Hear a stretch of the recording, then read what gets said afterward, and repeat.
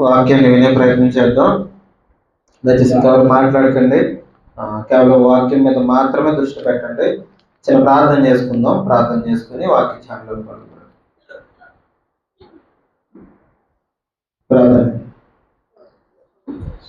పరలోకమందున మా తండ్రి, దయ కలిగిన మా దేవుడు, ఎంత పవిత్రమైన ప్రశస్తమైన నామానికి వేలకు వందనాలు తండ్రి. తండ్రి ప్రభా, ఎటు విధంగా తండ్రి మీ సన్నిధిలో మీరు నిలవబడి తండ్రి నీ వాక్యాన్ని తండ్రి ప్రకటించే తండ్రి యోగ్యత లేని వారు అయినప్పటికీ ప్రభా మీ కృప చేత మమ్మల్ని నిలబెడుతున్న రీతిని బట్టి వందనాలు ప్రభా. ఈరోజు ప్రభా సేవకుడు ప్రభా తండ్రి బలహీనుడై ప్రభా తండ్రి తండ్రి వాక్యం చెప్పలేని తండ్రి ఆ బలహీనత కనుగొన్నారు ప్రభా. తల్లి బిడ్డకు తండ్రి సంపూర్ణమైన ఆరోగ్యాన్ని దయచేయండి. కానీ మీ చిత్తమైతే తొందరగా ప్రభా తండ్రి మరలా నిలవబడి తండ్రి వాక్యాన్ని ప్రకటించే తండ్రి బలాన్ని తండ్రి సేవకునికి మీరు దయచేయండి తండ్రి. నా ద్వారా తండ్రి మాట్లాడుతున్న ప్రతి మాట ప్రభా తండ్రి మీరు ఫలించేయండి. కృపలో భద్రపరచండి, స్థిరంగా నిలవబెట్టండి. మీ శక్తిని ఇచ్చి నడిపించమని తండ్రి ఆత్మదేవ మీ సహాయాన్ని దయచేయమని సూటిగా స్పష్టంగా మీరే మాతో మాట్లాడారు ప్రభా. నిలబడిన నేను మాట్లాడటం వల్ల ఎవరికి ఎటువంటి ఉపయోగం లేదు ప్రభా. మీరే సూటిగా మాట్లాడండి. ప్రతి కార్యాన్ని జరిగించమని ప్రతి మాటను అర్థం చేసుకునే శక్తిని మా అందరికీ దయచేయమని వేడుకుంటూ చిన్న ప్రార్థన మా ప్రభువు రక్షకుడైన యేసయ్య పేరిట అడిగి వేడుకుంటున్నాం. మంచిది. దేవుని నామానికి మహిమ కలుగును గాక. దేవుడు మనతో సూటిగా మాట్లాడును గాక. కొంచెం బిగ్గరగా చెప్తారా? దయచేసి శ్రద్ధగా విందాం. ఎక్కువసేపు ఏమి ఇబ్బంది పెట్టను. విన్న కాసేపు అయినా శ్రద్ధగా ఎవ్వరు పడుకోకుండా నా వైపు చూస్తూ వినండి. దయచేసి మాట్లాడకండి. ప్రతి ఒక్కరు బైబిల్ దగ్గర పెట్టుకొని ప్రతి మాట చూస్తూ వినండి. మన ఇశ్రాయేలీలకి దేవుడిచ్చిన పండుగల కోసం మాట్లాడుకుంటున్నాం. ఎంతమంది గుర్తుందో కానీ మొన్న వారం బూరల పండుగ కోసం మాట్లాడుకున్నాం. ఆ బూర ధ్వని వినిపించగానే ప్రజలంతా దేవుని సన్నిధికి వెళ్ళాలి, దేవుడు చెప్పే మాట వినాలి. ఇది బూరల పండుగ. ఆ పండుగ కోసం మనం మాట్లాడుకున్నాం. ఈరోజు ప్రాయశ్చిత్తార్థ పండుగ, లేకపోతే ప్రాయశ్చిత్తార్థ దినం, అంటే చేసిన పాపాన్ని ఒప్పుకునే రోజు అని అర్థం. ఏంటి? ప్రాయశ్చిత్తార్థ దినం. చెప్పండి అంత ఒకసారి, కొంచెం గట్టిగా చెప్పండి. ఒకసారి అలవాటు అయిపోద్ది. ఒకసారి చదువుదాం చూడండి. లేవియాకాండం 23వ అధ్యాయం. లేవియాకాండం 23వ అధ్యాయం 26వ వచనం నుంచి చదువుదాం చూడండి. 26వ వచనం నుంచి 32 వరకు చదువుదాం ఒకసారి.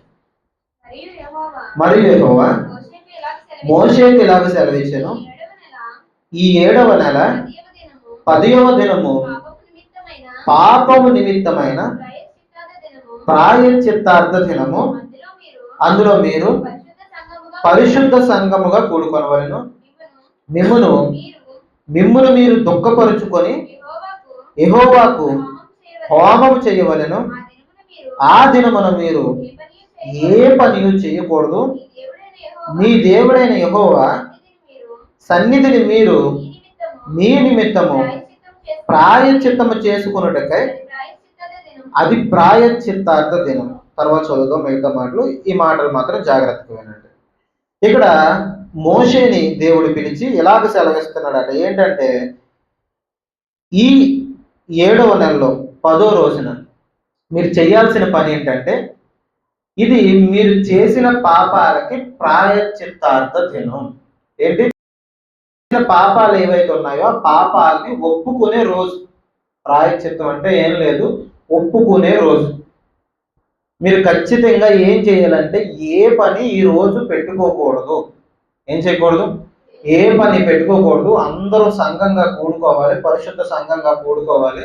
కూడుకొని మీరు చేయాల్సిన పని ఏంటంటే, అక్కడ కింద రాయబడింది చూడండి, 27వ వచనంలో 2వ మాట, అందులో మీరు పరిశుద్ధ సంఘంగా కూడుకొనవలెను. మిమ్మల్ని మీరు ఏం చేయాలి? చెప్పాలి గట్టిగా. దుఃఖపరుచుకోవాలి. ఈ ప్రాయశ్చిత్త దినంలో ఇది ప్రత్యేకం. ఏం చేయాలంటే దుఃఖపరుచుకోవాలట, అంటే ఏడవాలట. ఏం చేయాలి?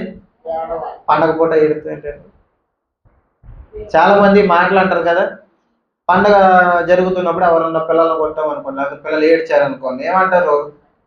పండగ పూట ఏడుస్తున్నారు ఏంటి అంటారు. కానీ ఇది ఏడ్చే పండగ. ఇది ప్రత్యేకించి ఈ పండగలో చేయాల్సింది ఏంటంటే, చేసిన ప్రతి పాపాన్ని కళ్ళ ముందుకు తెచ్చుకోవాలి. దేవుని సన్నిధిలో పరిశుద్ధ సంఘంగా కూడుకోవాలి. కూడుకుంటున్న వారు ఇప్పుడు మనం ఇందాక ఆరాధన చేసేటప్పుడు దేవుని స్థితిగతులు ఏంటో మనం చూసాం. ఇలా చూడండి, దేవుని స్థితిగతులు ఏంటో మనం చూసాం. ఆయన సర్వశక్తిమంతుడని, ఆయన మన కోసం ప్రాణం ఇచ్చాడని, ఈ విషయాలన్నీ మనం ధ్యానించాం.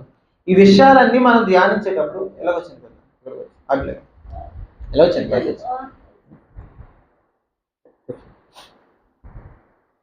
జాగ్రత్త విందాం. ఆరాధన చేసేటప్పుడు ఆరాధన పాటలు మీరు గమనించారు లేదో, ఆయన ఎంత గొప్పవాడో మనం వర్ణించాం. ఆ పాటలు వర్ణిస్తూ ఆయన పాడాం. ఇప్పుడు అలా వర్ణించేటప్పుడు దేవుని సన్నిధికి వచ్చేటప్పుడు ఆయన ఎంత పరిశుద్ధుడో మనకు అర్థమైతే మనం ఎంత పాపులమో మనకు తెలుస్తుంది. అవునా కాదు? యెషయా గారి జీవితంలో ఇదే జరిగింది. పరలోకపు దర్శనాన్ని చూశాడట. పరలోకపు దర్శనాన్ని చూసిన ఆయన దేవదూతలు పరిశుద్ధుడు పరిశుద్ధుడు పరిశుద్ధుడని దేవుణ్ణి పొగుడుతుంటే ఈయనకేం గుర్తొచ్చిందో తెలుసా? ఆయన పరిశుద్ధుడు, ఆయన కోసం మాట్లాడటానికి కానీ, ఆయన కోసం నిలబడటానికి కానీ నాకు యోగ్యత లేదు, నేను అపవిత్రమైన పెదవుల గలవాడిని అని అర్థమైంది. అందులో నువ్వు తప్పు చేసావు, నువ్వు అలా చేయి ఇలా చేయి అని ఎవ్వరు చెప్పలేదు. అక్కడ జరిగింది ఏంటంటే దేవుని పరిశుద్ధత ఏంటో చెప్పారు. దేవుని పరిశుద్ధత ఏంటో తెలిసిన తర్వాత యెషయా గారికి ఏమొచ్చిందంటే ఆయన ఎంత పాప అర్థమైంది, నాలో కూడా లోపాలు ఉన్నాయి అన్న అర్థమైంది. ఇప్పుడు దేవుని స్థితిగతులు ఏంటో తెలిసిన తర్వాత మన స్థితి ఏంటో మనకు అర్థమవుతుంది. ఇప్పుడు దేవుడు ఎంత పరిశుద్ధుడో మనకి తెలియకపోతే, దేవుని గొప్పతనం ఏంటో మనకి తెలియకపోతే మనం కూడా ఏం చేస్తామంటే బిల్డప్ చేస్తాం. ఏమని? నేను మంచోడిని, నా అంత మంచోడు ఇంకొకడు లేడు, నా అంత పరిశుద్ధుడు ఇంకొకడు లేడు అన్నట్టు మనం బిల్డప్ చేస్తుంటాం. కానీ యెషయా గారి జీవితంలో కూడా ఆయన ప్రవక్త, ఇజ్రాయేల్ దేశానికి ఆయన ఒక ప్రవక్త. ఆయన ఒక ప్రవక్త అయినా కానీ ఆయన అప్పటి వరకు మంచివాడే, మంచిగానే ఉన్నాడు. ఆయన లోపం ఆయనకి ఎప్పుడు గుర్తొచ్చిందంటే దేవుడు ఎంత పరిశుద్ధుడో అర్థమైన తర్వాత గుర్తొచ్చింది. కొన్నిసార్లు మన లోపాలు మనకు గుర్తురావు, మన లోపాలు మనకు తెలియదు. ఎప్పుడు తెలుస్తుందంటే దేవుని దర్శనం కలిగినప్పుడు, దేవుడు ఎంత పరిశుద్ధుడో తెలిసినప్పుడు మనలో ఉన్న లోపాలు మనకు గుర్తొస్తాయి. ఇప్పుడు వీళ్ళు చేయాల్సిన పని ఏంటంటే ఆ రోజు ఇంటి దగ్గర ఉండడానికి వీల్లేదు, ఏ పని పెట్టుకోవడానికి వీల్లేదు, ఖచ్చితంగా ఎక్కడికి రావాలి? సన్నిధికి రావాలి. ఏం చేయాలా? సన్నిధికి రావాలి. ఏ పని పెట్టుకోకూడదు. మీరు ప్రతి పండుగలో చూడండి, ఈ 7 పండుగల్లో మీరు ఖచ్చితంగా చూడండి, వాళ్ళు ఏ పని పెట్టుకోకూడదని దేవుడు చెప్తాడు. ఏం చేయాలట? ఏ పని పెట్టుకోకూడదు. ఇప్పుడు పరిశుద్ధ సంఘంగా కూడుకునేటప్పుడు మనమంతా సంఘంగా కూడుకునే సమయంలో ఏం చేయకూడదు? వేరొక పని పెట్టుకోకూడదు. ఇది ఖచ్చితంగా నియమం పాటించాలి. వాళ్ళు శనివారం కూడుకునేవారు, మనం ఆదివారం కూడుకుంటున్నాం. అది ఏ రోజు అయినప్పటికీ మనం ఏం చేయకూడదంటే ఆ రోజు వేరే పని పెట్టుకోకూడదు కాక పెట్టుకోకూడదు. మిగతా పనులన్నీ ఆరాధన అయిపోయిన తర్వాత మాత్రమే పెట్టుకోవాలి. ఇది దేవుడు ఇస్తున్న ఆజ్ఞ. ఆ రోజు వీళ్ళు ఈ ఆజ్ఞ పాటించలేదు అనుకోండి, ఏం చేసేవారు తెలుసా? రాళ్ళు ఇచ్చుకుని ఓటేసేవారు, లేకపోతే వాళ్ళ సంఘం నుంచి వెలివేసేసేవారు. సంఘం నుంచి అంటే ఈ సంఘం నుంచి కాదు, ఊరు నుంచే వెలివేసేసేవారు. అర్థమవుతుందా? దేవుడు చెప్పాడంటే ఖచ్చితంగా చెయ్యాలి. మనుషుల మాట లెక్క చేయకపోయిన తర్వాత సంగతి, దేవుని మాట మాత్రం ఖచ్చితంగా లెక్క చేయాలి. కానీ మనం చూడండి, పనులన్నీ మనకి ఎప్పుడు వస్తాయంటే ఆదివారం వస్తాయి. ప్రయాణాలన్నీ ఎప్పుడు వస్తాయంటే ఆదివారం వస్తాయి. ఇప్పుడు మిగతా విషయాలన్నీ మానేయడానికి కొంతసేపు ఆలోచిస్తాం, మందిరం మానేయడానికి మాత్రం వచ్చే వారం వెళ్దాంలే, ఈ వారం కాకపోతే వచ్చే వారం వెళ్దాం. ఇప్పుడు హాస్పిటల్కి వెళ్ళాలండి, రోగం ఉంది, వచ్చే వారం వెళ్దాంలే అని నిర్లక్ష్యం చేస్తే ఏమవుతుంది? రోగం పెరిగిపోద్ది. ఇది కూడా దేవుని సన్నిధి కూడా మన పాప రోగాన్ని తగ్గించే ఒక వైద్యశాల. వచ్చే వారం వెళ్దామంటే ఈ లోపం వారం అంతా ఉంటుంది. లోనున్న లోపం ఏదైతే ఉందో ఆ లోపం వారం అంతా ఉంటుంది. ఇప్పుడు దేవుడు నీకు మాటలు చెప్తాడు సరి చేసుకోవడానికి, వాక్యం అనే మందు నీకు ఇస్తాడు. ఆ మందు నీకు దొరకకపోతే ఈ వారం రోజులు ఏమైపోతుంది చెప్పండి? రోగం ముదిరిపోద్ది, పాపం ముదిరిపోతుంది. రోగం ముదిరిపోతే మనం ఈ శరీర పరంగా చచ్చిపోతాం, పాపం ముదిరిపోతే నరకానికి పోయే పరిస్థితి ఉంటుంది. అందుకే దేవుడు ఖచ్చితంగా మందిరానికి వెళ్ళండి, ఖచ్చితంగా మందిరానికి వెళ్ళండి. మన లోపాలు దేవుడు మనకు గుర్తు చేస్తాడు. మీకు ఒక మాట చెప్పాలి, కింద కూర్చొని మీకే కాదు, వాక్యం చెప్తున్నప్పుడు నాలో లోపాలు కూడా నాకు కనిపిస్తుంటాయి. నాకే కాదు, ప్రతి ఒక్కరికే కనిపిస్తుంటాయి. ఈ చెప్తున్న మాటలకు ఒకవేళ నేను తగ్గట్టు లేనేమో అని ఖచ్చితంగా అనిపిస్తుంటారు. అందరినీ దేవుడు వాక్యం ద్వారా సరి చేస్తాడు. ఎవ్వరు పరిశుద్ధులు కాదు. ఎవరు పరిశుద్ధులు అంటే ఆయన ఒక్కడే పరిశుద్ధుడు. ఆయన పరిశుద్ధత ఏంటో తెలిసిన తర్వాత మనం పాపులమని మనకు అర్థమవుతుంది. ఖచ్చితంగా మీరు చేయాల్సిన పని, మందిరానికి మాత్రం మానకుండా వెళ్ళండి. ఆ రోజు మీరు సంఘంగా కూడుకునే ఆ టైంలో మాత్రం నిర్లక్ష్యం చేయొద్దు అని చెప్తున్నాడు. ఇప్పుడు సంఘంగా కూడుకుని వీళ్ళంతా చేయాల్సిన పని ఏంటంటే కలిసి కట్టుకుని సరదాగా మాట్లాడుకుని నువ్వు ఏ చీర కట్టుకోవచ్చు, నువ్వు ఏం చేసావు, అవి చేసావు, ఇవి కాదు మాటలు. ఏం చేయాలట? ఏం చేయాలి? వీళ్ళంతా కలిసి ఏడాలట ఆ రోజు ఏం చేయాలి? దుఃఖపడాలి. వాళ్ళని వాళ్ళు దుఃఖపరుచుకోవాలి. దుఃఖం ఎప్పుడు వస్తుంది చెప్పండి? కన్నీళ్ళు ఎప్పుడు వస్తాయి? ఏదైనా బాధ వచ్చేటప్పుడు వస్తాయి. వీళ్ళు ప్రత్యేకించి ఆ రోజు వాళ్ళని వాళ్ళు దుఃఖపరుచుకోవాలట. మీకు ముస్లిమ్స్లో కల్చర్ ఉంటుంది. మీరు చూసారు లేదో నాకు తెలియదు కానీ ఒక కల్చర్ ఉంటుంది. వాళ్ళు వాళ్ళ ప్రవక్త అనుకుంటా వాళ్ళు చనిపోయేటప్పుడు వాళ్ళు బ్లేడ్లు కొన్ని చాకులు తీసుకుని కొట్టుకుంటూ ఉంటారు. వాళ్ళు గుండెల మీద కొట్టుకుంటూ ఉంటారు. మా ఫ్రెండ్ ఉండేవాడు. మా ఫ్రెండ్ నేను అడిగాను, ఎందుకు చేస్తారా ఇది అనేసి. ఎందుకు చేస్తారంటే వాళ్ళ ప్రవక్త ఎవరో చనిపోయిన రోజు అది. చనిపోయిన రోజు ఆ బాధని వాళ్ళు వ్యక్తపరుస్తారు. వ్యక్తపరుస్తారు. వాడికి ఇక్కడ ఈ భుజాల మీద, ఈ గుండెల మీద ఇంత లోతు ఘాట్లు లోనుకుంటాయి.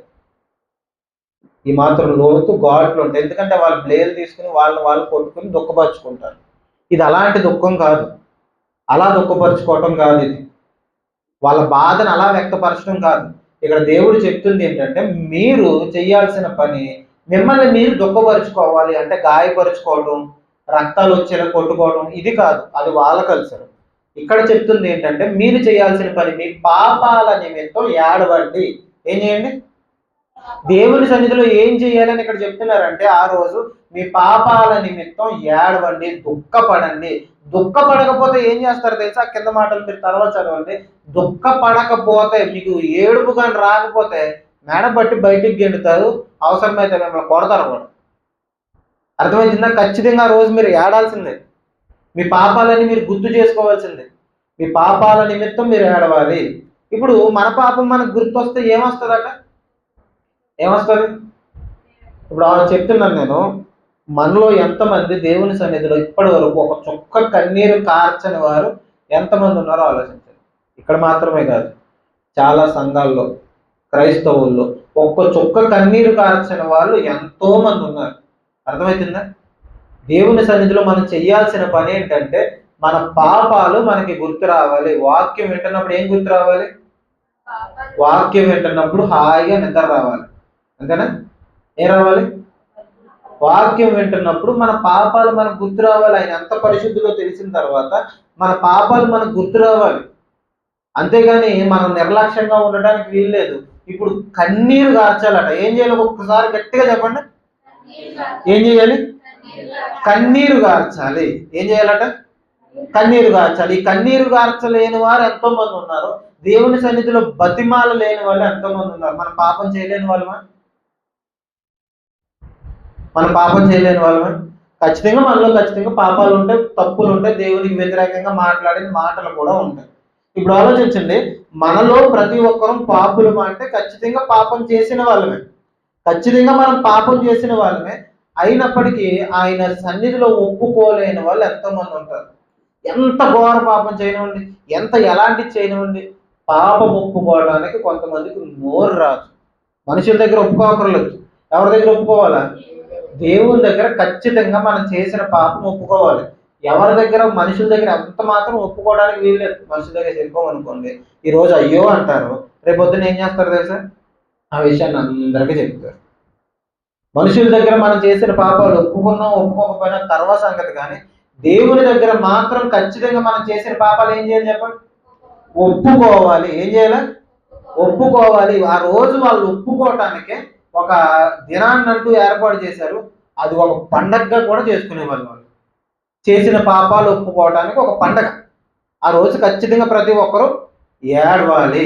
ఇప్పుడు మనలో చాలా మంది ఏడవకపోవడానికి, మనం అంటే మనమే కాదు, క్రైస్తవుల్లో చాలా మంది ఏడవకపోవటానికి కారణం ఏంటంటే మేము మా అంత పరిశుద్ధులు ఒక్కొక్కరు లేరు. ఇంకా కొంతమంది ఏం చేస్తున్నారంటే పాపాలు ఒప్పుకోవాల్సిన అవసరమే లేదు. ఏంటంటే పాపాలు ఒప్పుకోవాల్సిన అవసరమే లేదు, మనం పాపాలు ఒప్పుకోవాల్సిన దేవుని సన్నిధిలో కన్నీరు గార్చాల్సిన అవసరత లేదు కాకలేదు. మన పాపాలన్నీ ఆయన ఎప్పుడో సిలువలోనే క్షమించేశాడు. మనం బాప్తిసం తీసుకున్నప్పుడే ప్రతి పాపము కొట్టివేయబడిపోయింది. మనం ఎంత మాత్రం పాపం చేశాను ప్రభువా నన్ను క్షమించు అని ప్రార్థన చేయక్కర్లేదు. ఒకవేళ అలా ప్రార్థన చేస్తే అది తప్పు అని బోధించే వాళ్ళు ఈ మధ్య ఎక్కువైపోయారు. అర్థమవుతుందా? ఆ రోజు ఇశ్రాయేలీయులకి దేవుడు చెప్పిన మాట, మీరు చేసిన పాపాలకు ఏం చేయాలి చెప్పండి? ఏం చేయాలి? దుఃఖపడండి, ప్రాయశ్చిత్తం జరగాలి. ప్రాయశ్చిత్తం అంటే పరిహారం, లేకపోతే క్షమాపణ. ఇప్పుడు మనం చేసిన ప్రతి పాపానికి ఏం రావాలంటే క్షమాపణ రావాలి. ఏం రావాలి? నీరసం జనకండి, కొంచెం గట్టిగా చెప్పండి. క్షమాపణ రావాలి. చేసిన తప్పుకి క్షమాపణ కలగాలి. ఇప్పుడు మనం తప్పు చేసాం, దేవుని దగ్గరికి వెళ్ళి క్షమాపణ అడగాలి. ఒకవేళ దేవుని దగ్గర క్షమాపణ అడగకపోతే ఏంటి చెప్పండి? ఇప్పుడు మనం ఒక తప్పు చేసాం, ఆ తప్పు చేసినప్పుడు ఆ వ్యక్తి దగ్గరికి వెళ్ళి సారీ చెప్పాం. సారీ చెప్తే ఆ వ్యక్తి ఏం చేస్తాడు? క్షమిస్తాడు. ఒకవేళ ఒప్పుకోకపోతే క్షమాపణ అనేది ఉండదు. ఇప్పుడు దేవుని దగ్గరికి వెళ్ళి ఖచ్చితంగా మనం ఏం చేయాలి చెప్పండి? చేసిన పాపాన్ని ఒప్పుకోవాలి. ఏం చేయాలా?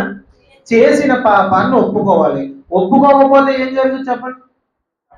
దేవుడు ఒక మాట చెప్తున్నాడు, ఆ మాట చూద్దాం. చూడండి, మొదటి యోహాను పత్రిక, మొదటి యోహాను పత్రిక మొదటి అధ్యాయం, మొదటి యోహాను పత్రిక మొదటి అధ్యాయం 9-10 వచనాలు చూద్దాం. చూడండి.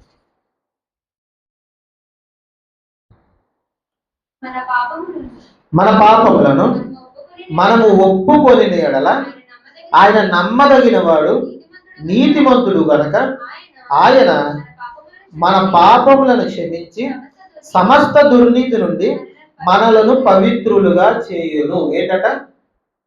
మన పాపాలు మనం ఒప్పుకుంటే ఆయన నమ్మదగిన వాడు నీతిమంతుడు గనక ఆయన ఏం చేస్తాడంటే మన పాపాల నుంచి, మన పాపాలను క్షమించి సమస్త దుర్నీతి నుంచి మనల్ని పరిశుద్ధులుగా చేస్తాడు. ఈ వచనం ఏం చెప్తుంది చెప్పండి? చేసిన పాపాలు ఏం చేయాలి? ఏం చేయాలి?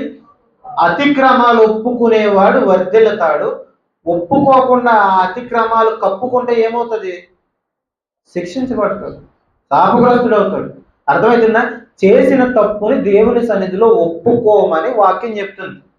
కానీ రోజు చాలా మంది ఎలా తయారంటే చేసిన తప్పుని ఏం చేయక్కర్లేదు, ఒప్పుకోవక్కర్లేదు, పాంప్లెంట్ల మీదే రాసి పెట్టేస్తున్నారు. ఏమనంటే చేసిన తప్పుని ఒప్పుకోకర్లేదు, మన పాపులం కాదు, మన నరకానికి వెళ్ళము అని. అర్థమవుతుందా? పాంప్లెంట్లు రాసి పంచిపెడుతున్నారు. ఏమని? మనం క్రైస్తవులైన వారు పాపులు కాదు, క్రైస్తవులైన వారు నరకానికి వెళ్ళరు అని పాంప్లెట్లు రాసి పంచిపెడుతున్నారు. ఇప్పుడు ఆలోచించండి, మనం నరకానికి వెళ్ళము ఎన్ని చేసినా అంటే ఎవరు క్షమాపణ అడుగుతారు చెప్పండి?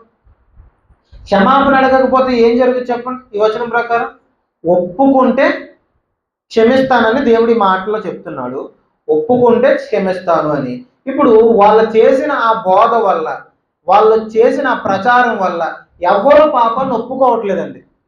ఎవరు పాపాన్ని ఒప్పుకోవట్లేదు. చేసిన పాపాన్ని ఒప్పుకోవక్కర్లేదు అని చెప్తున్నారు వాళ్ళు. చేసిన పాపాన్ని ఒప్పుకోవక్కర్లేదు. మనం ఎప్పుడో దేవుడు ఎప్పుడు క్షమించేశాడు? బాప్తిస్మం తీసుకున్నప్పుడే క్షమించేశాడు. పాపాలన్నీ అప్పుడే కొట్టివేయబడిపోయి ఇంక మనకు క్షమాపణ అవసరం లేదు. ఇంక పాపం చేసిన దేవుని దగ్గరికి వెళ్ళి ప్రభువా నన్ను క్షమించు అని అడగక్కర్లేదు అని అంటున్నారు. ఇప్పుడు ఆ మాట మన చెవిని పట్టదు అనుకోండి, ఆ మాటను మనం అంగీకరించామనుకోండి, అంగీకరించిన తర్వాత మనం ఎన్ని పాపాలు చేసినా దేవుని క్షమాపణ అడగట్లేదు. ఇప్పుడు ఏమవుతుందో చెప్పండి? ఇప్పుడు నేను నిన్న కొంత అప్పు చేశాను మీ దగ్గర, నిన్న కొంత అప్పు చేశాను మీ దగ్గర, ఈరోజు అది పట్టుకొచ్చి తీర్చేశాను. జాగ్రత్తగా వినండి. నిన్న కొంత అప్పు చేశాను, ఆ అప్పు ఈరోజు పట్టుకొచ్చి మీకు తీర్చేశాను. తీర్చేసిన తర్వాత రేపు మళ్ళీ ఇంకో కొంత అప్పు చేశాను. రేపు మళ్ళీ అప్పు చేసిన తర్వాత మీరు నా దగ్గరకు వచ్చి అడిగారు, ఏమని? అప్పు చేసింది డబ్బులు అని. మొన్న కట్టేశాను కదా అని అన్నాను అనుకోండి, మీరు ఏమంటారు?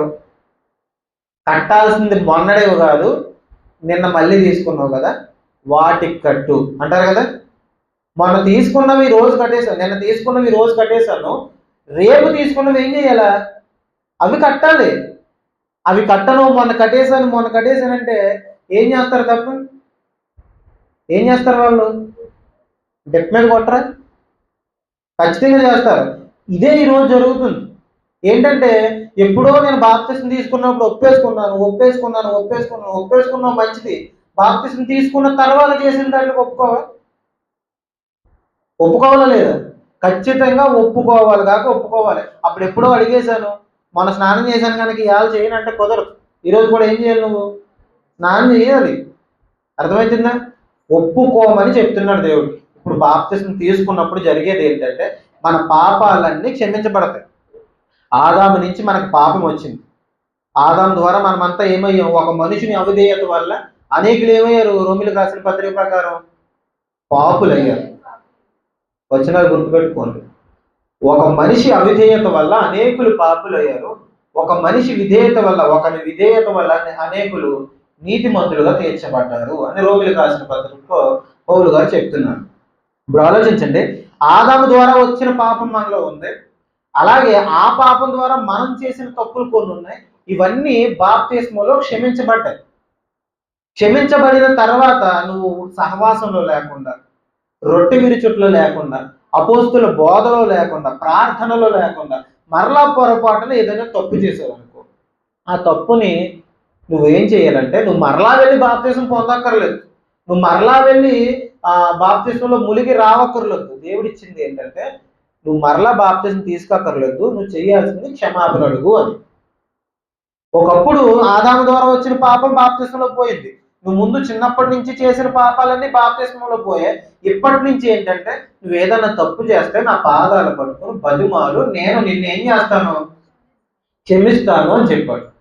ఇది మాత్రం మర్చిపోయి అప్పుడు క్షమించేశాడంటే ఈ మధ్యలో చేసిన వాటిని ఏం చేస్తావు అంటున్నాను నేను.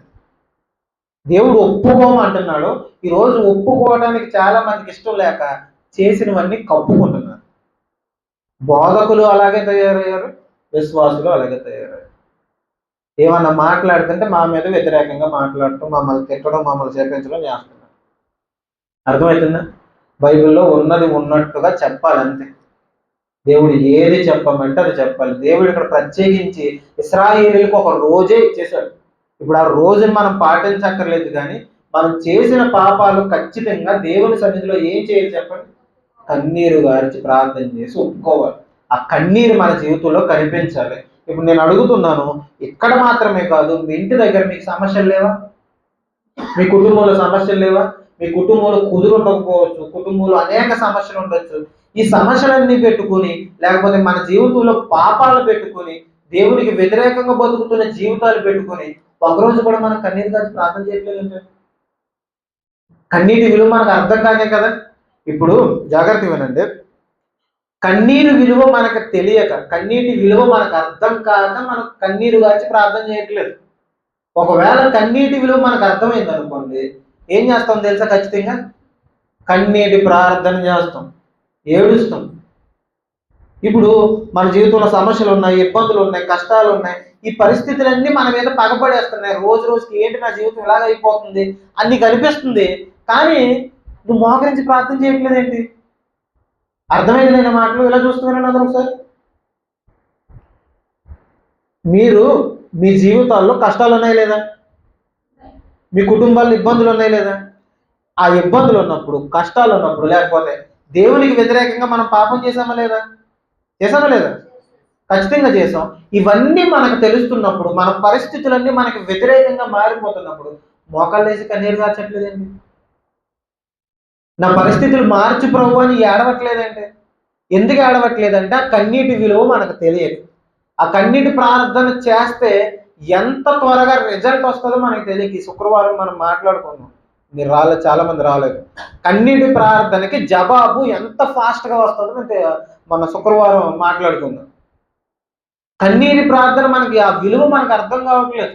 అరుగుల మీద కూర్చుని అక్కడ సోది ఇక్కడ సోది ఫోన్లో గంటలు గంటలు టైం పాస్ చేస్తున్నాం. ఎందుకంటే ఆ ప్రార్థన విలువ మనకు తెలియక, ఆ ప్రార్థన చేస్తే మన జీవితాలు మారిపోతాయని మనకు తెలియక మనం చేస్తున్న పనులు ఏంటంటే టైం పాస్ కార్యక్రమాలు అరుగుల మీద ఫోన్లలో చేస్తున్నాం. పరిస్థితులు అలాగ ఉన్నాయి, రోజు రోజుకి వ్యతిరేకం అయిపోతుందని బాధపడుతున్నాం కానీ దానికి తగిన ప్రార్థన జీవితం ఉండట్లేదు. అర్థమవుతుందా? మనం పాపం చేస్తున్నామని తెలుసు, ఆయన పశ్చాత్తాపడట్లేదు. మన కుటుంబంలో పరిస్థితులు బాగోలేదని తెలుసు, ఆయన కన్నీటి ప్రార్థన జీవితం మన జీవితంలో లేదు. అర్థమవుతుందా? ఖచ్చితంగా ఈ జీవితాన్ని అలవాటు చేసుకోవాలి. ఖచ్చితంగా ప్రతి ఒక్కరు ఏం చేయాలంటే కన్నీటి ప్రార్థనను ఏం చేయాలా? అలవాటు చేసుకోవాలి. మీకు అర్థం కావడానికి ఒక మాట చెప్తాను. యాకోబు గారు ఉన్నారండి, గత శుక్రవారం మేము మాట్లాడుకున్నాం, మీకు జ్ఞాపకం చేస్తున్నాను. యాకోబు గారు ఉన్నారు. యాకోబు గారు 20 సంవత్సరాల పాటు తన మామ దగ్గర పనిచేశారు. 20 సంవత్సరాల పాటు తన మామ దగ్గర పనిచేసిన తర్వాత ఆయన జీతం 10 సార్లు మార్చేశారట. ఎన్నిసార్లు? 10 సార్లు మార్చేశాడట. ఇప్పుడు ఎవరికైనా ఒక 20 సంవత్సరాలు పని చేస్తే ఏమవుతుందో చెప్పండి? జీతం ఏమవుతుంది? పెరుగుతుంది. కానీ ఈయనకి మాత్రం జీతం తగ్గిపోతుందట, జీతం మారిపోతుందట, అస్తమానం మారిపోతుందట. ఈ జీతం తగ్గిపోతుంది, కుటుంబంలో కుదురు లేదు, చేసుకున్న భార్య వల్ల కుదురు లేదు, వాళ్ళ బుర్ర తినేస్తున్నారు. ఈ సమస్యలు ఒకదాని వెనకాల ఒకటి వచ్చేసే తల్లిదండ్రులకు దూరంగా ఉన్నాడు. విదేశాల్లో కష్టపడుతున్నాడు, గొడ్డులా కష్టపడుతున్నాడు, కానీ ఏం లేదు, సంతోషం లేదు, సుఖం లేదు. ఇప్పుడు ఆయన తిరిగి తన ఇంటికి వెళ్ళాలనుకున్నాడు. ఆ ఎబ్బోకు రేవు దగ్గర దేవునితో తెల్లవార్లు పెనుగులాడుతున్నాడు. ఆయన ఒంటరిగా కూర్చుని ఏడుస్తుంటే దేవుడు వచ్చేసాడు. ఎవరైనా ఏడుస్తూ కూర్చున్నారనుకోండి, ఏడుస్తూ ఎవరైనా మీ బాధల్లో మీ కష్టాల్లో ఏడుస్తూ ఎవరైనా కూర్చున్నారనుకోండి, వెంటనే దేవుడు మీ దగ్గరకు వస్తాడు. మీరు గమనించాలి, వెంటనే దేవుడు మీ దగ్గరకు వస్తాడు. ఆయన మీతో మాట్లాడాలనుకుంటాడు, మీకు ఏదో తెలియజేయాలనుకుంటాడు. యాకోబు ఒంటరిగా కూర్చుని తన భార్య పిల్లలు పంపించేశాడు, తన దాసుల్ని తనకున్న ఆస్తిని అంతా పంపించేశాడు. ఒంటరిగా కూర్చుని నా జీవితం ఏంటి ఎలాగ అయిపోయిందని ఏడుస్తుంటే రాత్రి అంతా దేవుడు అతని దగ్గరకు వచ్చాడట. అతని దగ్గరకు వచ్చినట్టు ఆయన చేస్తున్న పని ఏంటో తెలుసా? పాదాలు పట్టుకుని బతిమాలుతున్నాడట. దాన్ని బైబిల్ పరిభాషలో పెనుగులాడటం అని చెప్తారు. ఏంటి పెనుగులాడటం అంటే? గొడవ ఆడటం అనుకుంటాం మనం, కానీ కాదు. పెనుగులాడటం అంటే పాదాలు పట్టుకుని బతిమాలేస్తున్నాడట. ఏమని? నన్ను ఆశీర్వదించు, నన్ను ఆశీర్వదించు, నన్ను ఆశీర్వదించాను. ఆయనకు ఆశీర్వాదం లేదంటే ఉంది, ఆస్తి ఉన్నదంటే ఉంది, ఆస్తి పాస్తులు ఉన్నాయి, భార్య పిల్లలు ఉన్నారు, మొత్తం అన్ని సమృద్ధిగా ఉన్నాయి. ఏ ఆశీర్వాదం లేదంటే కుటుంబంలో ఏం లేదు, శాంతి సమాధానం కుదురు లేదు. అన్నీ ఉన్నాయి, ఆస్తి పాస్తులు అన్నీ ఉన్నాయి, భార్య పిల్లలు ఉన్నారు, అందరూ ఉన్నారు, కానీ కుటుంబంలో కుదురు లేదు, నెమ్మది లేదు. కొన్నిసార్లు చూడండి, మనకి తినడానికి అన్నీ ఉంటాయి కానీ తినలేం, తగిన ఆరోగ్యం ఉండదు. ఒకప్పుడు మనకి తినడానికి ఉండేది కాదు, అవునా కాదు? ఒకప్పుడు మనకి తినడానికి ఉండేది కాదు, అప్పుడు ఉన్న కొంతైనా ఫుల్గా తినేసి హాయిగా పడుకునేవాళ్ళు. కానీ ఇప్పుడు తినడానికి అన్నీ ఉన్నాయి, మనకు ఒక లిస్ట్ వచ్చేసింది, ఇది తినకూడదు, ఇది తినకూడదు, ఇది తినకూడదు, ఇది తినకూడదు అని. అర్థమవుతుందా? ఒకప్పుడు తినడానికి లేదు, ఇప్పుడు ఉన్న తినలేకపోతుంది. యాకోబు జీవితం అలాగే ఉంది. ఒకప్పుడు ఏమీ లేదు, ఒకప్పుడు ఏమీ లేనప్పుడు చాలా సంతోషంగానే ఉన్నాడు, ఇప్పుడు అన్నీ వచ్చాయి, అయినా కానీ సంతోషం మాత్రం కరువు అయిపోయింది. ఇప్పుడు ఇలా కరువు అయిపోతున్న పరిస్థితుల్లో యాకోబు ఎలా బతిమాలుతున్నాడో చూద్దాం. చూడండి ఒకసారి తొందరగా ఆదికాండం 32వ అధ్యాయం. ఆదికాండం 32వ అధ్యాయం. తొందరగా సహకరిస్తే మనం తొందరగా ముగించుకుంటాం. ఆదికాండం 32వ అధ్యాయం 24 నుంచి చదువుతాం. యాకోబు ఒక్కడు మిగిలిపోయాను, ఒక నరుడు తెల్లవారు వరకు అతనితో పెనుగులాడెను, తాను అతని గెలవకుండాడు చూచి తొడగూటి మీద అతని కొట్టెను. ఏంటంటే ఒకసారి జాగ్రత్తగా ఆలోచించండి, సందర్భం తెలిసిన సందర్భం అయినప్పటికీ ఒకసారి జాగ్రత్తగా చూడండి. ఈయన ఒక్కడు మిగిలిపోయాడట. ఈయన ఒక్కడు మిగిలిపోతే ఒక నరుడు ఆయన దగ్గరకు వచ్చాడట, ఒక మనిషి ఆయన దగ్గరకు వచ్చాడట. ఒక మనిషి ఆయన దగ్గరికి వస్తే ఇద్దరు పెనుగులాడుతున్నారట. ఏంటి పెనుగులాడటం? ఈ పెనుగులాడటం అంటే ఏం లేదు, గొడవ ఆడుకోవడం కాదు. బతిమాలుతున్నాడు, పాదాలు పట్టుకుని బతిమాలుతున్నాడు. ఇది యోషువ గ్రంథంలో చెప్పబడుతుంది. ఇప్పుడు పాదాలు పట్టుకుని బతిమాలుతున్నాడు, జాగ్రత్తగానండి. పాదాలు పట్టుకుని బతిమాలుతుంటే యాకోబు దేవుని పాదాలు పట్టుకుని బతిమాలుతుంటే ఆయన గెలవలేకపోతున్నాడు. ఇప్పుడు ఎవరు బలవంతుడు చెప్పండి తను చెప్పాలి. దేవుడు బలవంతుడా, యాకోబు బలవంతుడా? దేవుడే బలవంతుడు. కానీ ఇక్కడ రాయబడిన సందర్భం చూడండి, ఎవరు గెలవలేకపోతున్నారట. ఒకసారి చూడండి అక్కడ, నేనేదో తప్పిన చూడండి అక్కడ 25వ వచనం. తాను అతని గెలవకుండుట చూచి తొడగోటి మీద అతన్ని కొట్టెను. ఏంటట? దేవుడు యాకోబుని గెలవలేకపోతున్నాడు. అంత బలవంతుడా? పట్టుకుని వదలట్లేదట. యాకోబు బలవంతుడు కాదు. దేవుడు కన్నీరు చూసి విడిచిపెట్టి వెళ్ళిపోడు, వెళ్ళడు. ఈయన కన్నీరు కాచి పట్టుకుని బతిమాలేస్తున్నాడట, నన్ను ఆశీర్వదించు, నన్ను ఆశీర్వదించు, నన్ను ఆశీర్వదిస్తే కానీ నేను విడిచిపెట్టను అని ఆశీర్వదించమని బలవంతం చేస్తుంటే, కన్నీరు గారుస్తుంటే ఈయన గెలవకుండా చూసి ఆయన్ని గెలవలేకపోతున్నాడట. ఆయన దగ్గర నుంచి విడిచిపెట్టి వెళ్ళలేకపోతున్నాడట. తొడగూటి మీద కొట్టేశాడట, అంటే తొడ మీద కొట్టేశాడట. తొడగూడు విరిగిపోయింది. ఇప్పుడు విరిగిపోయినప్పుడు ఏం చేయాలి చెప్పండి? ఏం చేయాలి? విడిచిపెట్టాలి. ఏదైనా మనకి ఏదైనా పట్టుకుని ఉన్నాం అనుకోండి, గట్టిగా దెబ్బ తగిలింది అనుకోండి, ఏం చేస్తాం? వెంటనే విడిచిపెట్టేస్తాం. కానీ ఈయన వదలట్లేదట, జాగ్రత్తగా వినండి. ఆయన వదలట్లేదట.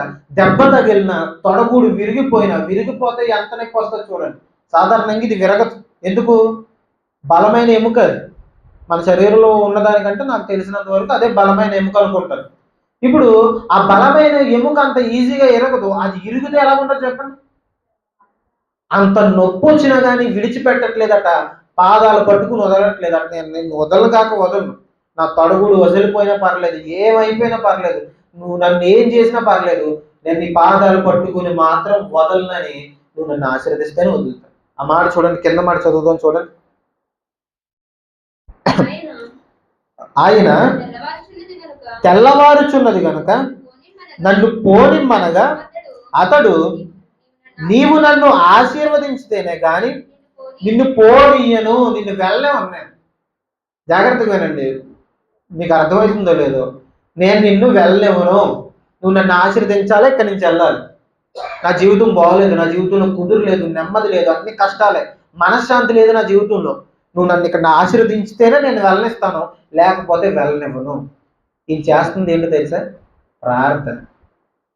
పాదాలు పట్టుకుని ప్రార్థిస్తున్నాడు. నువ్వు నన్ను ఆశీర్వదిస్తేనే నేను మోకాల నుంచి లేస్తానని చెప్తున్నాడు. మన భాషలో చెప్పాలంటే, నువ్వు నన్ను ఆశీర్వదించు, నువ్వు నా జీవితాన్ని మారిస్తేనే కన్నీరు గార్చడం ఆగుద్ది, నువ్వు నన్ను మారిస్తేనే, నా కుటుంబాన్ని ఆశీర్వదిస్తేనే నేను మోకాల నుంచి లెగిస్తానని పంతం పట్టుకుని కూర్చున్నాడు అట. నేను వెళ్ళనివ్వను, నా జీవితం మొత్తం నాశనం అయిపోయింది, నువ్వు నన్ను ఆశీర్వదించు, నువ్వు నన్ను ఆశీర్వదించు, నువ్వు నన్ను ఆశీర్వదిస్తేనే వెళ్ళనిస్తానని పంతం పట్టుకుని కూర్చున్నాడట.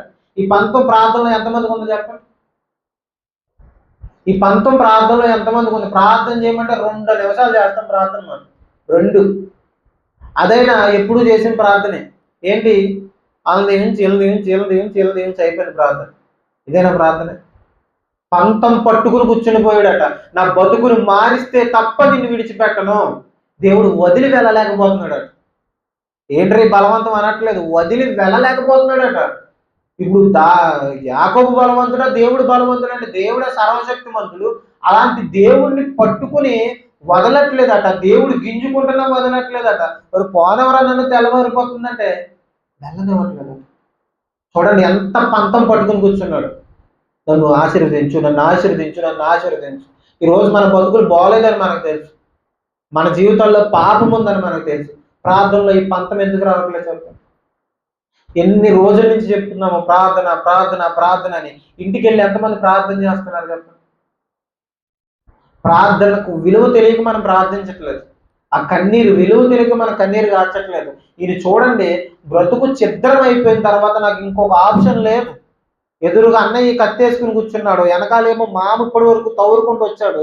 నా పరిస్థితులన్నీ మారిపోయినాయి, నువ్వు నన్ను ఆశీర్వదించు, లేకపోతే నిన్ను విడిచిపెట్టను అని బతిమాలుతున్నాడు. ఈరోజు ఈ పంతం మనకు కూడా రావాలి. మన బతుకులు మారేంత వరకు ఆయన పాదాలు పట్టుకుని విడిచిపెట్టకూడదు. అర్థమవుతుందా? ఈ 19 మన జీవితాలు ఎందుకు రావట్లేదు చెప్పండి?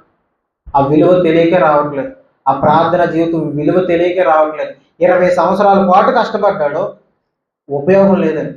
20 సంవత్సరాలు గొడ్డులా కష్టపడ్డాడు, ఉపయోగం లేనే లేదు. ఎక్కడికో విదేశాలకు వెళ్ళిపోయాడు, కష్టపడ్డాడు. మనం సాధారణంగా అనుకుంటాం కష్టపడి ఏదో చేసేద్దాం అనేది. మీకు విచిత్రమైన మాట చెప్పిన, దేవుని చిత్తం లేకుండా, దేవుని ఏర్పాటు లేకుండా, దేవుని సంకల్పం లేకుండా నువ్వు ఎంత కష్టపడ్డా అదేదో చిల్లి జోబులో వేసినట్టు అయిపోద్ది. అంతే. చిల్లి జోబులో డబ్బులు వేస్తే ఏమవుతుందో చెప్పండి? వేస్తాం. మనం చాలా కష్టపడిపోయి పొద్దు నుంచి సాయంత్రం వరకు కష్టపడిపోయి జేబులు వేసుకుంటాం, అవి ఉండవు. ఏమవుతాయి? కింద పడిపోతాయి. మనం సంపాదించాలన్నా, మన కుటుంబాలు బాగుపడాలన్నా ఆయన ఆశీర్వాదం ఉండాలి. నువ్వు చేయాల్సిన పని ఏంటంటే, ఇప్పటి వరకు ఒకవేళ చెయ్యకపోతే దేవుడు మనతోనే నీతోనే మాట్లాడుతున్నాడు. ఆయన పాదాలు పట్టుకుని వదలకు, బతిమాలు. బతుకు మారేంత వరకు బతిమాలు. జీవితం మారి నేను విడిచిపెట్టను ప్రభా, నేను విడిచిపెట్టనుగాక విడిచిపెట్టను, నా పరిస్థితి బాగోలేదు, నన్ను మార్చు, నన్ను మార్చు, నన్ను ఆశీర్వదించని నువ్వు బతిమాలగలిగితే ఖచ్చితంగా జవాబు వస్తుంది. ఆ తర్వాత చూడండి ఆయన ఎంత సంతోషంతో ఒక పేరు పెడుతున్నాడు అతనికి. ఆయన నీ పేరేమని అడుగుగా అతడు యాకోబు అని చెప్పాను.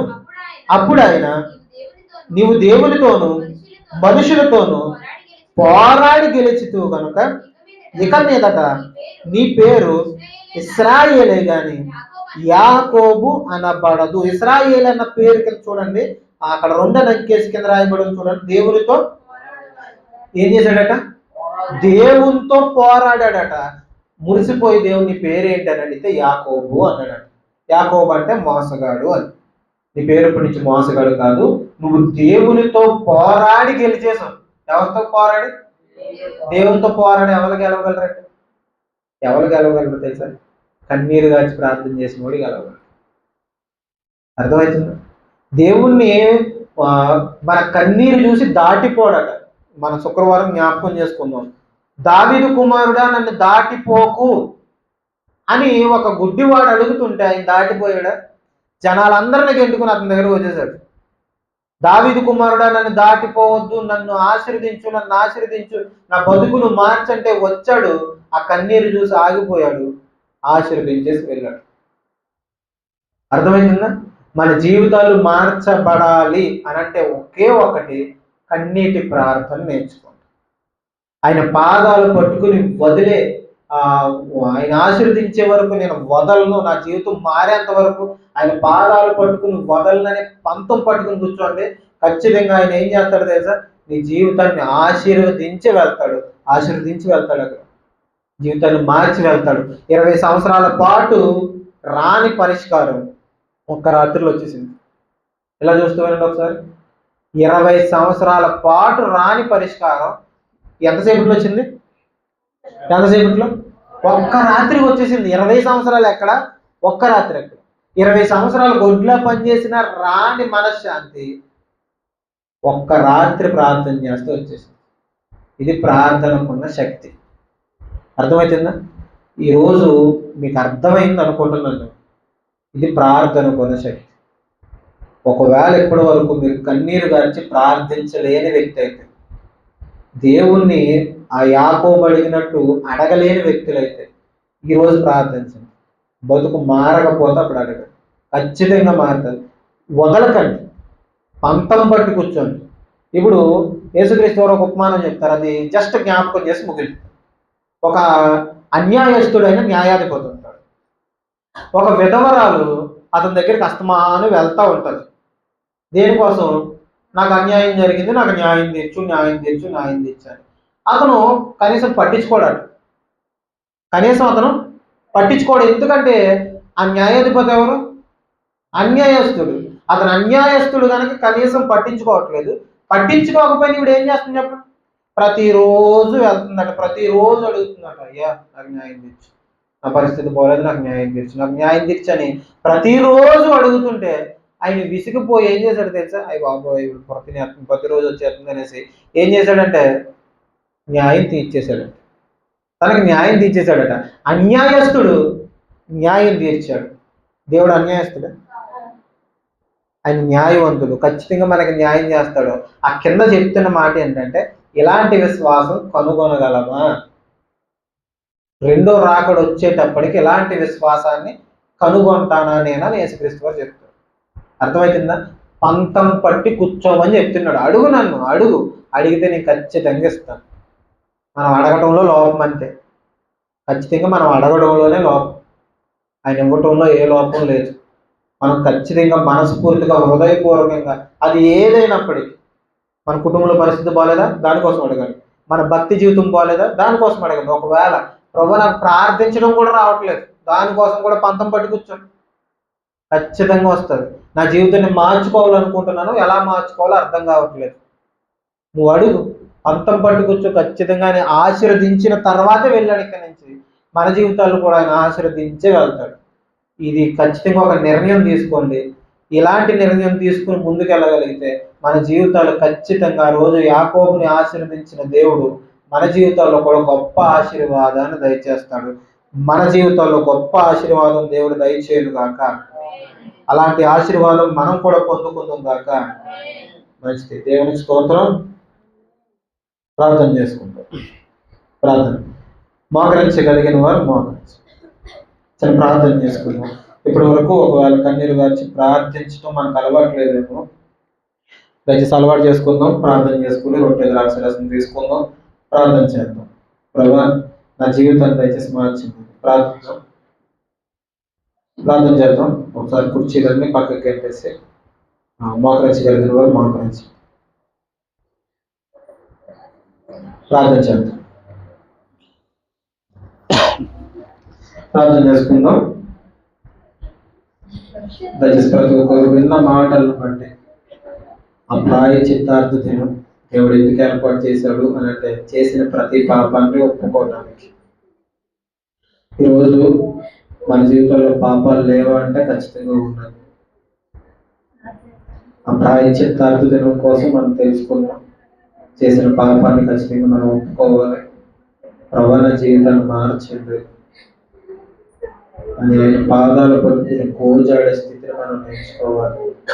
ఆశీర్వదిస్తే నేను విడిచిపెడతాను అని దేవుడితో సైతం పోరాడిన ఆ యాకోబు లాంటి పంతం మనకు రావాలి. అలాంటి స్థితిగతులు మనకు రావాలి. ప్రార్థన చేద్దాం. ప్రభావాలను ఆశీర్వదించండి. ప్రతి ఒక్కరు పలకండి. ప్రభావాలను ఆశీర్వదించండి. నా జీవితాన్ని మార్చండి, నా జీవితాన్ని మార్చండి ప్రభావ. నా కుటుంబంలో గందరగోళం, నా పరిస్థితులు ఏమీ బాగోలేదు ప్రభావ, నన్ను ఆశీర్వదించండి. నా ఈ గందరగోళ పరిస్థితి నుంచి ప్రశాంతమైన జీవితాలకు దయచేయండి. యాకోబును ఆశీర్వదించింది. ఈరోజు నీ పాదాలు పట్టుకుని నేను కూడా బతిమాలుతున్నాను ప్రభావ. నువ్వు దాటిపోయే దేవుడు కాదు, నన్ను ఆశీర్వదించగలుగుతా. దయచేసి ప్రార్థన చేద్దాం. 20 సంవత్సరాల పాటు రాని జవాబు ఒక రాత్రికి వచ్చింది. నీ జీవితంలో కూడా ఎన్నో రోజుల నుంచి రాని జవాబు ఆయన పాదాలు పట్టుకుని బతిమాలతో వస్తుంది. ఒకసారి బతిమాలు ప్రతిరోజు ఇక నుండి ప్రార్థన అలవాటు చేసుకో. ఆయన పాదాలు పట్టుకొని ప్రతిరోజు ప్రార్థించడం నేర్చుకో. ఖచ్చితంగా మన జీవితాలు మార్చుకోవడం ఖచ్చితంగా నేర్చుకుందామంటే ప్రతి పరిస్థితి మార్చబడుతుంది. ప్రతి పాపం నుంచి మనం విడుదల పొందుకోవచ్చు.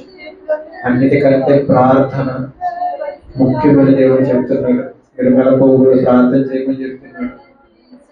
అలాంటి ప్రార్థన జీవితంతో మనం ప్రారంభించలేమో, ఒకసారి ప్రారంభిద్దాం. ఈ రోజు మాటతో ప్రభావ ప్రతిరోజు ప్రార్థించి కృపను మనకు దయచేయండి. ప్రార్థన చేద్దాం. ప్రార్థన చేసుకుందాం. పరలోక మొదటి నా తండ్రి దయకలిగిన గౌరవమైన ప్రశస్తమైన మా జీవితాల్లో ప్రభావ కన్నీరు గార్చి ప్రార్థించండి. ఆ స్థితిగతులు లేవు ప్రభా. మేము పాపులు అని తెలిసినప్పటికీ మా జీవితంలో నీకు వ్యతిరేకమైన జీవితం ఉంది, నీకు వ్యతిరేకంగానే బతుకుతున్నామని మాకు తెలిసినప్పటికీ ప్రభావ తల్లి మాలో పశ్చాత్తాపం రావట్లేదు. మనం క్షమించండి. బండ హృదయాలైపోయినా క్షమించండి. మీకు నచ్చే జీవితాలు లేనప్పటికీ మా హృదయాలు తల్లి సరి చేసుకోలేని వాడిగా, నీ సన్నిధిలో ఒప్పుకోలేని వాడిగా ప్రభా మేము ఉన్నాము. ప్రభావం క్షమించండి ప్రభా. ఈ రోజు ప్రభావ యాకోబులాగా అయితే అడుగుడు ప్రభావాలు అడుగుతున్నాము. మమ్మల్ని ఆశీర్వదించండి, మా జీవితాలు మార్చండి తండ్రి. సరి చేసుకోవడానికి సిద్ధంగా ఉన్నాం ప్రభు తండ్రి. ఆశీర్వాదాన్ని పొందడానికి సిద్ధంగా ఉన్నాం ప్రభు తండ్రి. క్షమించండి, కన్నీటితో నీ పాదాలు పడుతున్న క్షమించండి ప్రభు. సంపూర్ణమైన మారు మనసు మా జీవితాల్లో దయచేయండి. నువ్వు కోరుకున్నంత పరిశుద్ధత మా జీవితాల్లో లేదు. మా మాటలు, మా పద్ధతులు, మా విధి విధానాలు ఆశీర్వదిస్తే నీ పాదాలు విడిచిపెడతానని యాకోబు ఎలాగైతే పంతం పట్టు కూర్చున్నాడు, అలాంటి పంతం పట్టుకుని కూర్చొని తండ్రి ఆ ప్రార్థన జీవితాన్ని మిమ్మల్ని కదలదని తండ్రి అలాంటి ప్రార్థన జీవితం తండ్రి. ఒకరోజు ప్రార్థన చేసి విసిగిపోతున్నామేమో ప్రభు తండ్రి, జవాబు రావట్లేదని ప్రార్థన చేయట్లేదేమో ప్రభు తండ్రి. ఆ రోజు ఆ విధవరాలు అన్యాయస్తుడి దగ్గరికి అన్నిసార్లు తిరిగితే ప్రభావ, అన్యాయస్తుడైన ఆ న్యాయాధిపతి దగ్గరికి అన్నిసార్లు తిరిగితే ప్రభావ తండ్రి, ఈ సన్నిధిలో ప్రభావ తండ్రి మేము ప్రార్థించి జవాబు రావట్లేదని ప్రభావ తండ్రి ప్రార్థన చేయట్లేదేమో తండ్రి. కన్నీటి ప్రార్థన ఖచ్చితంగా మీరు జవాబు ఇస్తారని తండ్రి మీరు తెలియజేస్తారు ప్రభావ. ఈ సమయంలో ప్రభావ తండ్రి ఈ సన్నిధిలో మొరపెడుతుంది తండ్రి. తండ్రి పాస్టర్ గారు ప్రభావ తండ్రి తండ్రి ఆపరేషన్ జరుగుతుంది కదా, ఎప్పుడైనా ప్రభుత్వ సహాయం తండ్రి. మీ తోడు భద్రపరిచిన ప్రభావ తండ్రి. క్షేమంగా తండ్రి ఆపరేషన్ అంతా తండ్రి సక్రమంగా జరగడానికి చూపించండి తండ్రి. ఈ సమయంలో ప్రభావ తండ్రి నా పరిస్థితి బాగోలేదు, నా కుటుంబం బాగోలేదు, నా జీవితం ఎప్పటికీ మారుతుందని తండ్రి తండ్రి మేము బాధపడుతున్నాము తండ్రి. ఎంతమంది అయితే తండ్రి బాధపడుతున్నారు ప్రభావ, నా కుటుంబంలో ఎదుగు బతుకు లేదు, నా జీవితం ఏంటిలాగా అయిపోయిందని తండ్రి ఎంతమంది అయితే బాధపడుతున్నారు ప్రభావ తండ్రి. ప్రతి ఒక్కరి జీవితంలో తండ్రి సంపూర్ణమైన విజయం ఈ రోజు కలుగునుగాక ప్రార్థన చేస్తున్నాం ప్రభావ తండ్రి. కలిగించండి తండ్రి, మీ మీద విశ్వాసంతో కలుగుతున్నాం ప్రభావ తండ్రి. ఇది మా సామర్థ్యం బట్టు మా గొప్పతనాన్ని బట్టి తండ్రి మేము ఆ మీద పడుతుంది ప్రభావ తండ్రి. మీ మీద నమ్మకంతో మీ మీద విశ్వాసంతో మాత్రం కలుగుతున్నాం ప్రభావ తండ్రి. కానీ మా జీవితాలు మార్చింది తండ్రి. ప్రతి పాపాన్ని సన్నిధిలో ఒప్పుకునే కృపను మాకు దయచేయండి ప్రభావ తండ్రి. మా జీవితాన్ని ఆశీర్వదించండి తండ్రి. నెమ్మది లేక కుదురు లేక తండ్రి తండ్రి ఎప్పటి నుంచో తండ్రి మా సమస్యలకు పరిష్కారాలు లేక ప్రభావ తండ్రి బాధపడుతున్నాం ప్రభావ తండ్రి. మా ఆరోగ్యాలు సరిలేక, మా పరిస్థితులు బాగోక, భక్తి జీవితాలు సరిలేక తండ్రి మీకు నచ్చిన జీవితం జీవిద్దాం అన్న తండ్రి మా శరీరం తండ్రి మమ్మల్ని బలహీనపరుస్తున్నప్పుడు బలహీనులు అయిపోయినాం ప్రభావ తండ్రి. తండ్రి రోగులు అయిపోయినాం ప్రభావ. మమ్మల్ని క్షమించండి, మమ్మల్ని ఆశీర్వదించండి, మా జీవితాలు మార్చండి. ఒక్క మాట సెలవిస్తే చాలు ప్రభావ మన జీవితాలు మారిపోతాయి.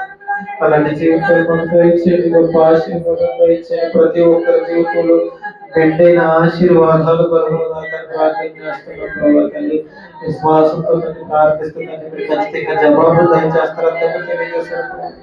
వాటి కృపను మాకు దయచేయండి, స్థిరంగా నిలబెట్టండి తండ్రి. ఎంతమంది అయితే తండ్రి కన్నీరు వేసి ప్రార్థిస్తున్నారు, ప్రతి ఒక్కరి కన్నీటికి తండ్రి తండ్రి జవాబు మీరు దయచేస్తారని తండ్రి నమ్ముతున్నాం ప్రభావ తండ్రి. సహాయం దయచేయండి, భద్రపరచండి, స్థిరంగా నిలబెట్టండి, మీ శక్తి నుంచి నడిపించండి, ఆత్మీయ అభిషేకాన్ని నుంచి నడిపించండి, స్థిరంగా నిలబెట్టండి.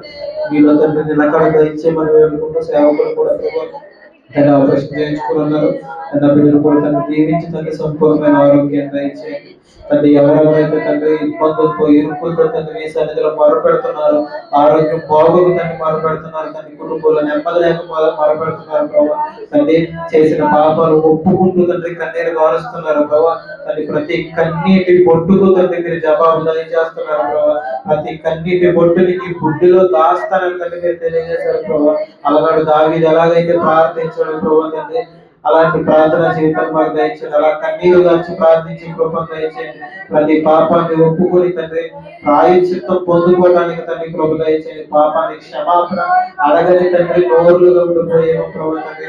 పాపానికి తండ్రి క్షమాపణ అడగక్కర్లేదని బోధలు ఎక్కువైపోయింది ప్రభావ తండ్రి. అలాంటి బోధల వల్ల తండ్రి ఎంతో మంది తండ్రి భక్తి జీవితాలు విడిచిపెట్టారు ప్రభావ తండ్రి. ఎంతో మంది ప్రభావ తండ్రి ఒకప్పుడు భక్తిగా బతికిన వాళ్ళు ప్రభావ తండ్రి ఇప్పుడు భక్తిని విడిచిపెట్టేశారు ప్రభావ తండ్రి. వాళ్ళని చూస్తుంటే తండ్రి బాధలు తండ్రి వారి జీవితంలో తండ్రి అద్భుతంగా తండ్రి ఆశీర్వదించడం వారి తండ్రి ఆ బోధ నుంచి బయటికి రావడానికి తండ్రి. పాపం చేసిన పర్వాలేదు తండ్రి తండ్రి ఆ బోధల విషయంలో తండ్రి ఎంత మాత్రం ఆకర్షితులు కాకుండా ప్రభావ తండ్రి చేసిన ప్రతి పాపాన్ని తండ్రి మీ సన్నిధిలో ఒప్పుకుంటూ మేము ఎంత మాత్రం పరిశుద్ధులు కాదని నిర్దోషులు కాదని ప్రభావ తండ్రి ప్రతిరోజు మేము సరి చేసుకోవాల్సిన వాళ్ళని తెలుసుకుని తండ్రి ముందుకు వెళ్ళిపోయే కృపను మాకు దయచేయమని స్థిరంగా నిలబెట్టమని మీ కృపను మీ ఆశీర్వాదాలు మా మీద కుమ్మరించమని వేడుకుంటూ చిన్న ప్రార్థన మా ప్రభువు రక్షకుడు ఏసేపేటడికి వేడుకుంటున్నారు ప్రాంతంలోనండి రొట్టె ద్రాక్ష రసం మీ దగ్గరికి వస్తుంది.